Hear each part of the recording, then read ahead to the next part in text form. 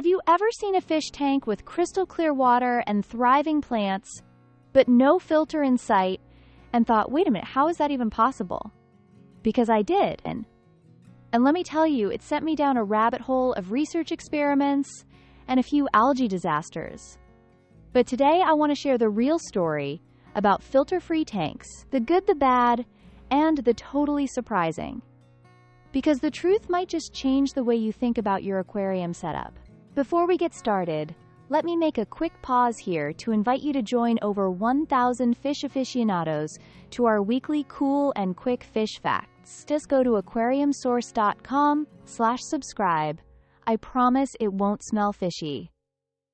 Really, who teaches you about the honey gourami with a Brad Pitt gif? So let me start with this. The idea of running a fish tank without a filter sounds like a recipe for murky water and stressed out fish, right? But what if I told you that under the right conditions, a tank can actually thrive without a filter? I know it sounds wild. I was skeptical too. But when you understand the biology and balance behind it, it starts to make a lot more sense. One of the first things I had to wrap my head around is that filters don't magically clean your tank. They just move water through media where beneficial bacteria live. That bacteria is what breaks down waste. So if you can build a system where that bacteria thrives naturally, you can start thinking about ditching the filter altogether. This is where plants come into play.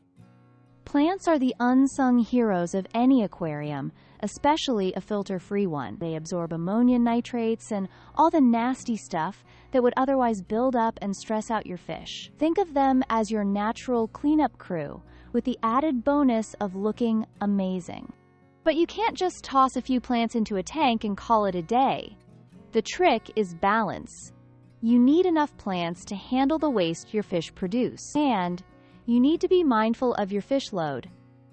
A heavily stocked tank without a filter is asking for trouble, but a lightly stocked tank with the right plants and substrate can become its own little ecosystem. When I set up my first filter-free tank, I went all in on low-maintenance hardy plants. Think Java fern, anubias, and hornwort. I added a sandy substrate that could host beneficial bacteria, and I made sure the tank got enough light.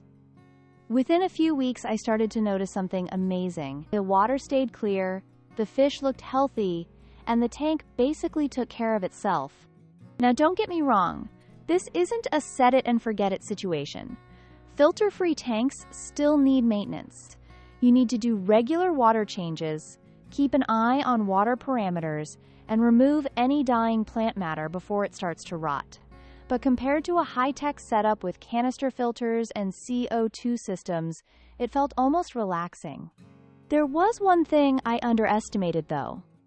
Algae.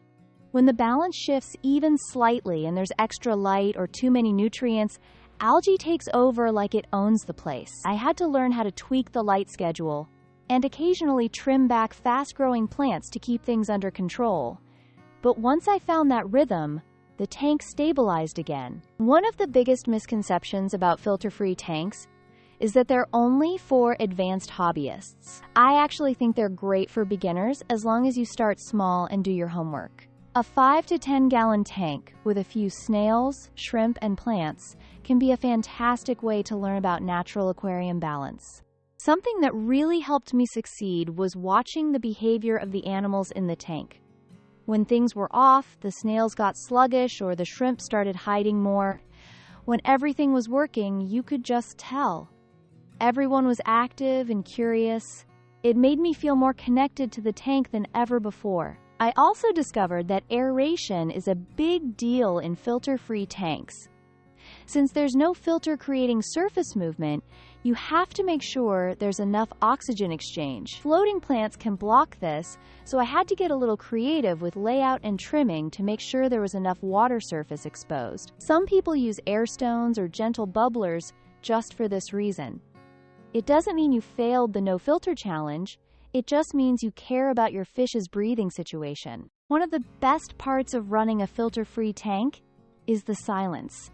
I didn't realize how much background hum I'd gotten used to until it was gone. It was almost meditative. The tank felt more like a slice of nature and less like an appliance. And for a room where I wanted peace and calm, it was absolutely perfect. Now let's talk about fish. Not every fish is a good candidate for a filter-free tank. You want species that are hardy, low waste, and not too demanding. Betta fish are a popular choice because they can handle lower oxygen environments. Shrimp and snails are excellent too. I wouldn't recommend throwing a goldfish or a school of messy eaters into one of these setups unless you enjoy cleaning. Over time, I started experimenting with slightly larger filter-free setups. I added more plants, tried different substrates, and adjusted lighting to see what worked best. Every tank taught me something new.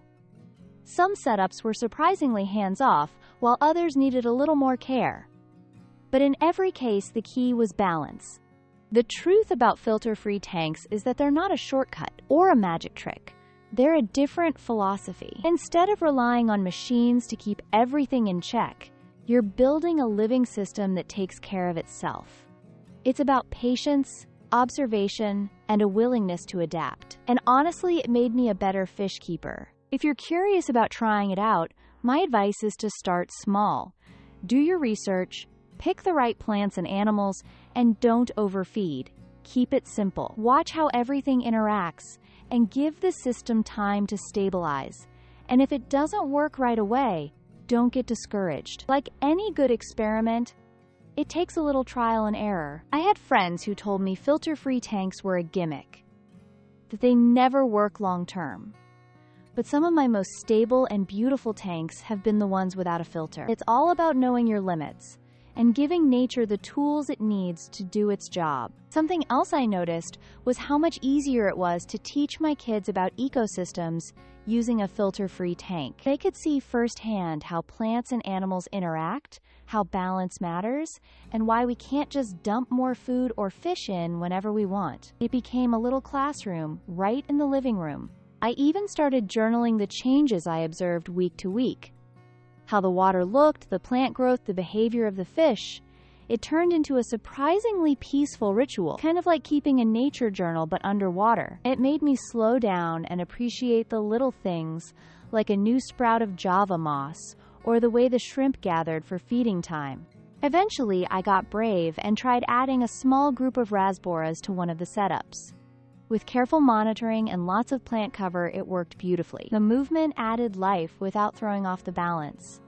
I felt like I had graduated to the next level of no-filter mastery. The more I learned, the more I realized this approach isn't just about aesthetics or noise reduction. It's about respecting the natural processes and cycles that have been happening in water bodies long before we ever got involved. It's about trusting nature to take the lead and learning to be a thoughtful observer rather than a constant fixer. So if you're tired of noisy filters, constant cleaning, and tangled wires, maybe it's time to try something different. A filter-free tank isn't for everyone, but for me, it's been a refreshing and eye-opening experience.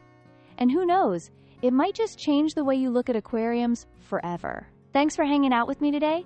If this sparked your interest or you've tried filter-free tanks yourself, I'd love to hear about it in the comments. And if you want more fish keeping tips and deep dives into topics like this, be sure to like and subscribe. I've got more fun and unexpected aquarium adventures coming your way.